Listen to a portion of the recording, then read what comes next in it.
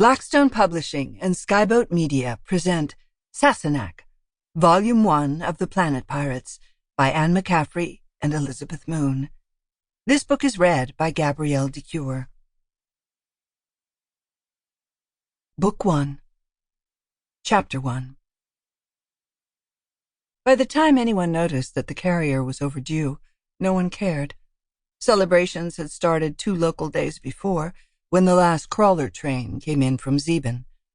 Sassinak, along with the rest of her middle school, had met that train, helped offload the canisters of personal-grade cargo, and then wandered through the crowded streets. Last year she'd been too young, barely, for such freedom. Even now, she flinched a little from the noise and confusion. The city tripled in population for the week or so of celebration when the ore carriers came in. Every farmer, miner, crawler train tech, or engineer, everyone who possibly could, and some who shouldn't have, came to the city. It almost seemed to deserve the name, with crowds bustling between the rows of one-story prefab buildings that served the young colony as housing, storage, and manufacturing space. Sassinak could pretend she was on the outskirts of a real city, and the taller dome and blockhouse of the original settlement could, with imagination, stand for the great soaring buildings she hoped one day to visit, on the worlds she'd heard about in school. She caught sight of a school patch ahead of her, and recognized Karis's new and slightly ridiculous hairdo. Shoving between 2 meandering miners, who seemed disposed to slow down at every doorway, Sassinak grabbed her friend's elbow. Karis whirled.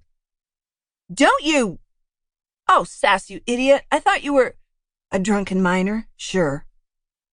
Arm in arm with Karis, Sassinak felt safer, and slightly more adult. She gave Karis a sidelong look, and Karis smirked back. They broke into a hip-swaying parody of the lead Hollywood's Karen Colday, adventurer extraordinary, and sang a snatch of the theme song. Someone hooted behind them, and they broke into a run.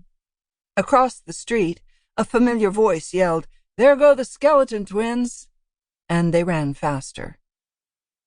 "Cinder," Karis said a block or so later when they'd slowed down, "is a planetary snarp." "Planetary nothing. Stellar snarp." Sassinak glowered at her friend. They were both long and lanky, and they'd heard as much of Cinder's skeleton twin joke as anyone could rightly stand. "Interstellar." Sample complete. Ready to continue?